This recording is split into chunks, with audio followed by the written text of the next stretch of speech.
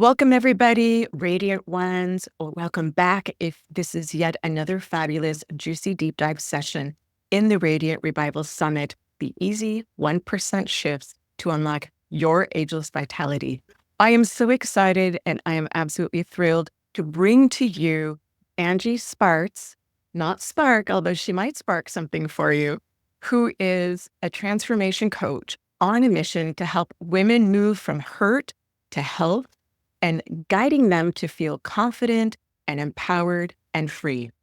Angie holds multiple certifications from a tiny habits coach to emotion code practitioner and has been described as clients as powerful and life-changing. Now, who doesn't want a scoop of that? She is here to share some insights on how we can understand our body's emotional messages and transform this knowledge into confidence and vitality. Angie, thank you so much for being here.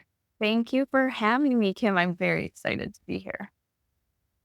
Well, let's just get started. There are so many things. I have nearly a page of notes of questions, and I know we have limited time, so Yes. we're going to cherry pick. You talk about the body as a communicator. Yes. Just on a quick 30,000-foot view overview, how do these emotions that we may or may not be paying attention to impact our physical health so that we'll have a better understanding of why it's important to listen to these signals we may or may not have been acknowledging? Yes. At a really high level, it can show up as anything. Like a lot of people I work with like chronic neck tension or shoulder pain or low back pain, or how many of us wake up stiff in the hips and we think, oh, it's just because I'm getting older. Like I'm now in my mid 40s, right? And so there are days where it's like, well, that's just getting older. And then remembering, is it? Or is it actually related to something that I'm not giving myself time, space, and permission to feel? Okay, And question on that. yeah, Just at an against. Some of these things I'm already picking up, we think we should feel because we're getting older. But what I'm hearing you say very subtly is just because it happens for a lot of people doesn't mean that it actually is meant. It would happen 100% if it was meant to happen, but it isn't, so it right. doesn't. So it's not a should. We shouldn't feel aches and pains as we're older. Right. This is a whole radical shift in thinking. Yeah. Like we can feel vitality, how you said. And I like to say, I have 3 sons and they'll say things at times, well, mom, they're teenagers. So they try to convince me of things. Well, but this is normal. And I'll say, it might be. And normal isn't always healthy. Like what we have accepted as normal in our culture isn't always the best spot to be in. So sometimes it's good to be the rebel and be a little outside the norm. And what about, you and I both also teach movement modalities. What about like the chronic improper posture contributing? So for the folks that are thinking, well, I know my neck pain is just because I'm not ergonomically proper at my desk, or I'm working in a position like dental hygienists where or mechanics, they're in these weird, awkward positions that not meant to be sustained for long periods of time. And yet people spend 40 years in that career. So how do we segment out what is like career or profession, physical related, and start creating that distinction to what is emotionally that dashboard signal? Yes. Well, sometimes it's really, if you've gone one avenue and you've tried it, you've tried the ergonomics thing, or you've tried PT or chiropractic and it's not helping, or MDs, and you're trying all these other tools and they're not working, then I'll say, hey, maybe try the emotion side. It might help you. Some people start with the emotion side first. But also career thing's a little different because it's every day you're in that position. But I will say I used to work in corporate America. And in my early 20s, I had chronic low back pain. I had chronic neck tension and shoulder pain. And I was told, well, it's because you sit at a desk all day. And I did research. I used to research tax code. and write memos. And so they're like, well, you're reading all day, you're kind of hunched over, and your chair. I had an ergonomic specialist come and try to adjust my chair and my desk, and it still didn't help. And actually, if when I fast forwarded it 10, 12 years from there, and I was in my probably 15 years from there, in my 30s, and I started my own healing journey where I started saying, I'm going to create safety and dig into my emotions that I haven't let myself feel. Like my chronic neck and shoulder pain within 1 week dissipated. And I found out like, oh, it wasn't because of how I was sitting at my desk. Well, and I'll interrupt myself. How I was sitting at my desk was exacerbating it, but part of the reason I was sitting that way is because I was trying at a subconscious level to protect myself. I was in fight, flight, freeze, fawn. And when we're in fight, flight, freeze, fawn, our muscles want to protect our inner core. Our muscles want to activate. And even if it's not at such a heightened level, like flexing your arm, you're not feeling it to that level, it's still a subtle like activation that's there all the time. And so I was sitting like this because at some level I was trying to protect my heart because I had a lot of a betrayal and abandonment and emotion that I hadn't let myself feel. So subconsciously I was doing this. And so then I also had a job that gave me an excuse to sit even more like that. And as soon as I started recognizing the emotions, I could feel my chest just naturally open up. And now when I sit at my desk and work, like I do not feel that same tension that I used to. Or if I do, I'll stop and be like, what am I not letting myself feel? Like, what am I avoiding? Does that All of that awareness. Yes. Well, and so what I'm hearing is more likely than not, on average, it's probably a co-created. There's an emotional component, there's a physical component, and regardless of which one starts, but they egg each other on, but they're also, you can untangle them. Yes, that's a perfect way to say it. Yes. Oh, I love to hear that there's hope. Yeah, And I know, right? That's always the good. woman who some of so far I've really yet, and you probably have had this in your practice as well, and with the women that you've worked with and helped. It seems like no matter of all the intentions of how you grew up, your parents, and all of that, everybody has some sort of betrayal or disenfranchised, like some dream was crushed, right? Yeah. An expectation wasn't met. And Right. so it's part of everyone's journey. And we have the opportunity to be aware and see, at what place, at what point, because I have heard, this is what I'm leading to, is um, a lot of our traumas can take residence in the body, but they can also move out. So while they've moved in, we can help move them out. And what I'm hearing is that you help move these out. Yes. That is exactly it. And And you that's talked about oh, heavy. Sorry. Yeah, because I don't know if you've ever read the book Burnout by Emily and Amelia Nagoski, but they describe it as they're talking specifically about stress, but they talk about the distinction between stressor and stress. And that you can, in our culture, we tend to think that once the stressor is gone, we're good, but we're not if we haven't addressed the stress. And that's true of anything. Like you were talking about needs not being met or being betrayed. Like we can call that little t trauma or big T trauma. It's not the event itself that wreaks the havoc. It's how we respond to that event and whether we have the tools and the safety to be able to process and fully feel the emotions that come up because of that. And if we don't have the safety or we've never been taught how to actually sit with those emotions and then let them go, that's what creates this buildup, which can eventually manifest as physical pain. Because it also doesn't necessarily right away, show up as pain. It's like that slow build. I like to use the image of like collecting rocks. If each emotion is like a little stone, we're meant to just like have lots of different experiences. Hold the stone. How does it feel? Is it smooth? Is it rough? Like, is it sparkly or not? And then like set it back down and leave it for someone else to have an experience with. But if we keep adding it to our bag, it gets really, really heavy. And so at first, we might not notice it. But once we've picked up the 20th stone, the 40th stone, the 60th stone, then we might start feeling those physical responses. What I'm hearing is also for anybody that feels like this collective, ball of anxiety, you are enlightening us to a way that we can give relief. There can be a pause. Yeah. We can take some of that weight off.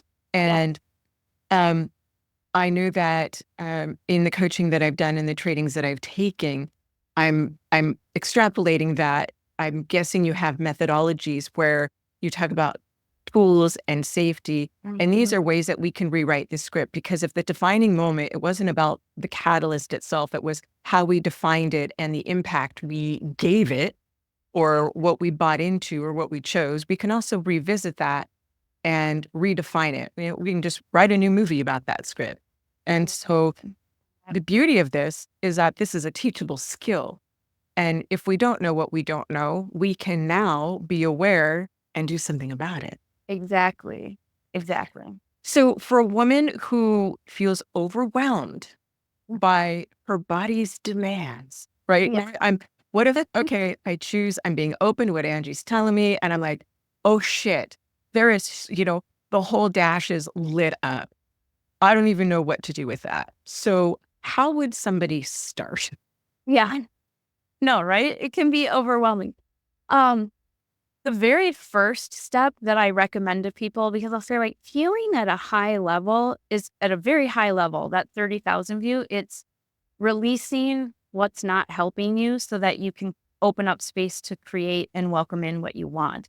If you go one level below that, well, how do I release stuff? How do I open up space? You need 3 components. You need safety, you need awareness, and then connection. And the connection is to your own self, like truly realizing what are my gifts? What's my natural energy? Where have I been shifting that and changing it for the sake of others or what is expected of me? And then also connecting with your body and learning that language of your body. Like, oh, when my neck, well, for myself, I have TMJ. So from clenching my teeth, I know too, like when my TMJ acts up, I know that's but my body's signal that I have been holding in word. I've been feeling like if I speak up, it'll fall on deaf ears. So what's the point of even speaking? And it shows up as clenching my teeth and tightness in my jaw. So then so it's that connection with my body that helps me understand too. Oh, now I have the connection to my body. I have the awareness and I can create the safety to start to feel those feelings of maybe rejection or embarrassment or fear that was stopping me from speaking up. And then I can go speak up if I need to. So you had 2 tools that you mentioned out of 3: safety, awareness, and connection to self. So I get the connection to self, the awareness. Yeah. I feel like that could be a big order. Like I'm more, for the woman, and I've said this before, but premising on she have been focusing on everyone and everything else. And now, to put that reflection, yes, we're just talking about it can be overwhelming. So how do we start to be aware at a pace that's digestible? Yeah. Or in a methodology that we can do step by step and not feel like like we want to get started, but we don't want to feel like we're also behind at the same time. Exactly. And we don't want it to feel like drinking from a fire hose. That would just create more overwhelm. Right. Well, I usually tell people the very, very first thing is the safety, because our mind is amazing at protecting us. Mm. If we don't feel safe, we're not going to be able to see what's in front of us. We're not going to be able to see it until we're ready to. So, super simple step with safety is to actually just ask yourself, what is a physical space I feel comfortable in? Like a spot where I can just take 3 deep breaths and like sit in quiet, or if emotion comes up, I'll feel comfortable. For me, it was the floor of my closet. When I started my healing journey, I didn't know why, but I just trusted it. I felt comfortable sitting on the floor of my closet, and that felt safe. And I realized after the fact why. It was because I did have a lot of betrayal energy, which is quote unquote stabbed in the back energy. So sitting in my closet, I felt surrounded by soft things and nothing could approach me from behind. And also, that closet was physically located. You had to walk to get to me. You would have to walk into the master bedroom, into the master bathroom, and then into the closet. So I had I could hear someone approaching from a long distance. So if I wasn't comfortable with them seeing my emotion, I had time to like just gather myself before they approached. So I felt safe in that it was like a little cocoon for me. For some people, it's their car. For some people, it's their living room or a special, just like a cozy blanket. I have a friend, she had said, I feel guilty admitting this, but I still have the blanket from when I was a little kid. And if I'm feeling, stressed out, I grab it and I just sit with it. And it's that comfort item. So, yeah. So safety, awareness, and connection. Yes. Connecting to self, creating a safe space, identifying a safe space, a safe place, Yeah. whether it's in a closet, it could be on the beach. Maybe that's why those Yeah. vacations are I- so good. No, right? I found that. Open Yeah. it up. And Yeah. then the awareness. So walk us through some awareness practices so Okay. that we can kind of modulate and Yeah. 1% take this on and be Yeah. open, you know? Yeah. Okay. One that a lot of them are so much simpler than people think. Because a lot of times when problems seem big and it's like, well, then the solution must have to be big. No, we can start really small, right? Because that's also, by the way, a very common limiting belief or beliefs that holds us back in our culture. Our culture tends to have a no pain, no gain. Like it Mm. has to hurt to be valuable, and you have to like really devote yourself for it to be valuable. And if we believe that to our core, we'll create pain to make it worthwhile. If that makes sense. So Yeah, that generational, I think of like, you have to work hard to make money. That would be Mhm. another iteration of that. Or, um, no pain, no gain. If physically, if you want to improve your Mhm. body, or again, another juxtaposition of that would be like, you have to do a lot of deprivation in order to lose weight. Yes. That's another pain point. So it's Yeah. almost like the 180 principle. In order to have this, then you have to actually sacrifice, Yep. suffer. Maybe there's some torturous Yes. emotions involved. Yeah. I love that you're freeing us from that, because I think that is a practice well worth embracing and Yep. being attentive to. Yep. Yep. So I'll share like one super simple tool. I like to call them super simple tools. But also preface it with like when I work with clients, I have a whole bunch of different tools because I know that what works for me Mm. personally at a 10 out of a 10 might work for you, but be like a 4 out of 10. And then Mm. you might be like, oh, but I really prefer just like like one thing is, this isn't the tool I was going to share, but one of them that works really well for a lot of people is to just turn on a song that you love or that feels right for the moment. Because we all have those songs that when I'm sad, I like to listen to this music or whatever. Turn on the song and then literally just say out loud, I'm giving myself permission to move however my body wants to. And that's the Mm. whole have your safe space, because then you can do it in your safe space and not be afraid of looking silly. Or maybe you already don't care, but a lot of people at the beginning of their healing journey care. They don't want to look dumb or look stupid or look silly. And so go into your safe space, turn on that song, and then just like, maybe it's this, maybe it's like, maybe you're angry and it has like bigger movement. That also sends us signals.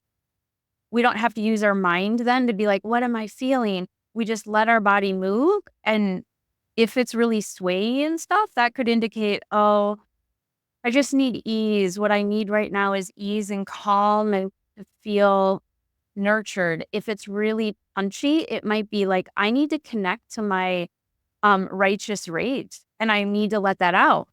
Like, I've had a boundary crossed. That wasn't okay. And I need to let that anger out. Does that make sense? Oh my gosh. Well, I love this as a bonus tool. And I mean, Yeah.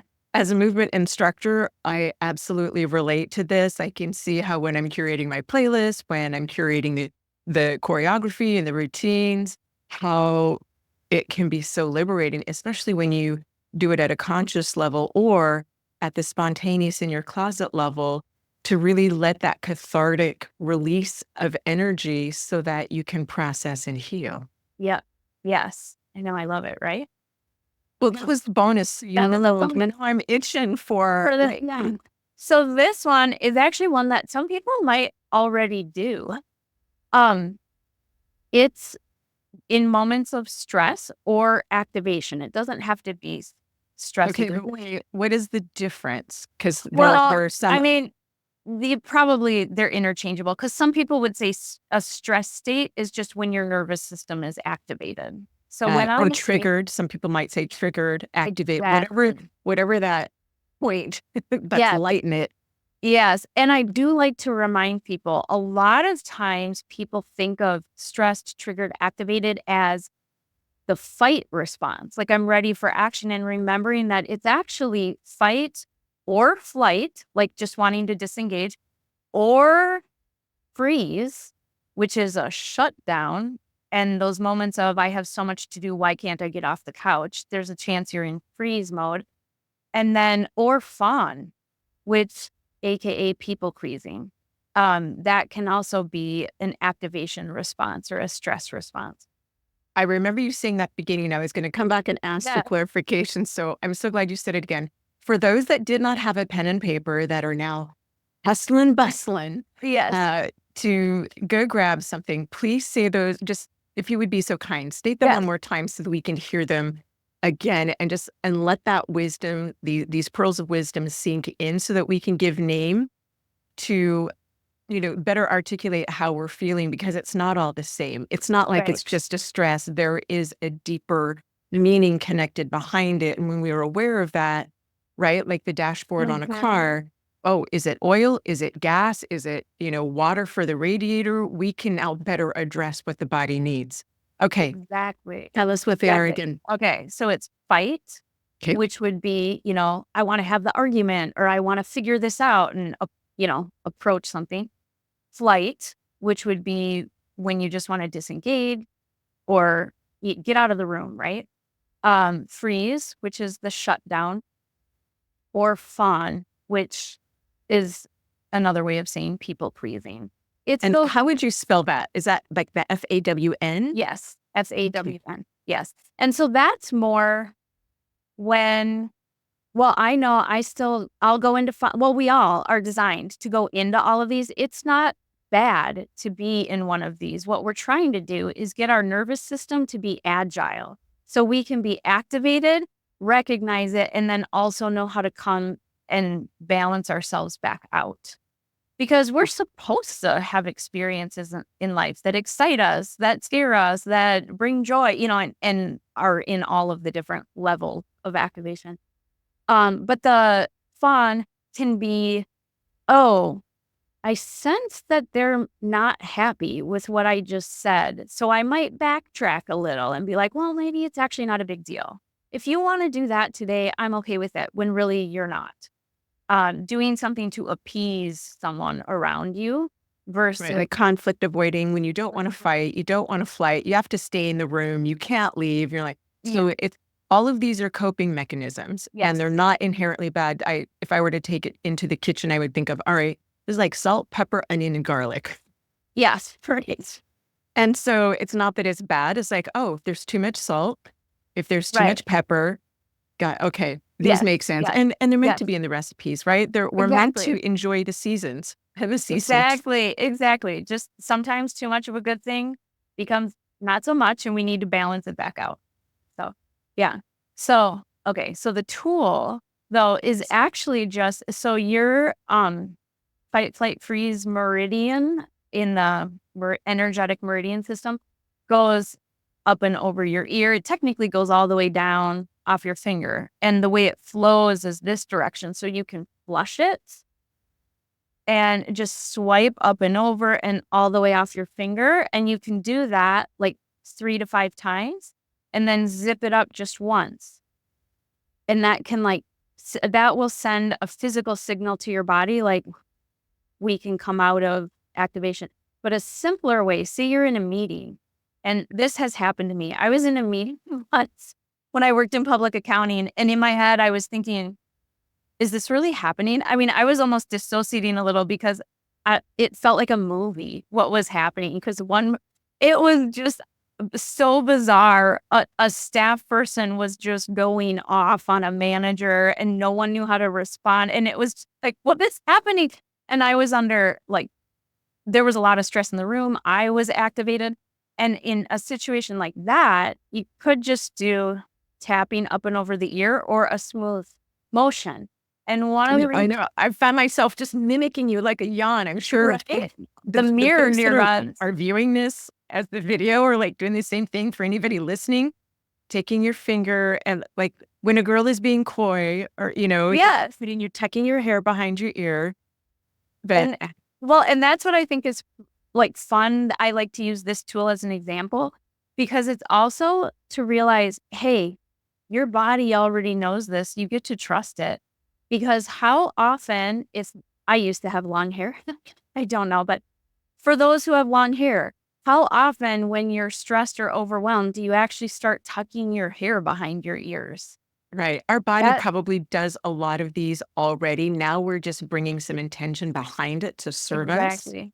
Exactly. And then if you want to up it even, you could just do the motion. If you want to add a little more, you can literally out loud or to yourself say, I have permission to feel what I'm feeling.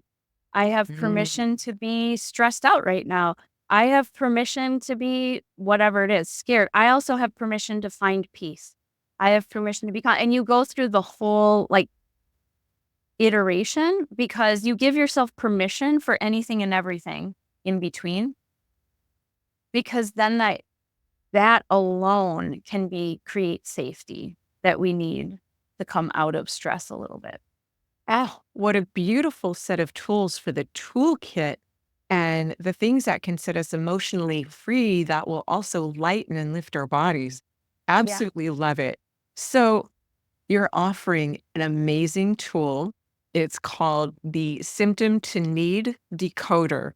Tell us about what's inside, because this is your free gift, Yeah. and how this is going to support all of us in understanding our body's own unique messages. Yeah. So I've mentioned throughout, like, oh, when my jaw gets tight, I know for me it's a where am I not speaking up? I have a need to speak up that I'm not. So what the symptom to need decoder is it lists out a lot of common physical symptoms like sore neck, headaches, digestion issues, and then it has a typical related need that's not being met because that gives you the starting point for the awareness. Yeah. Oh my gosh. This is going to save like hours, days, weeks, months, years of just that sense of, oh my God, I'm Yeah. pushing a boulder uphill. You've pretty Right. much given us the VIP fast track. Yeah. You've cut us to the front of the line and made it so stinking easy. Absolutely love it. And I know our viewers and our listeners are going to absolutely, oh, like what a great resource. Thank you so much for sharing that, for your insights, your sage advice today. And I cannot wait to hear about the transformations, the micro changes, those gorgeous tiny little shifts that our listeners and viewers are going to make because you were able to help spark and inspire them. Yes. Well, thank you so much. I so appreciate you inviting me into this space. And for everyone listening, I wish you well on your healing journey because it is possible and it feels pretty awesome to feel empowered in the process. Oh my gosh. The Radiant Ones, this wraps up this session, but there are our next episode coming up. So be sure to listen to this again. Make sure to refer to your notes and download the free guide. All right. Until next time, we'll see you again.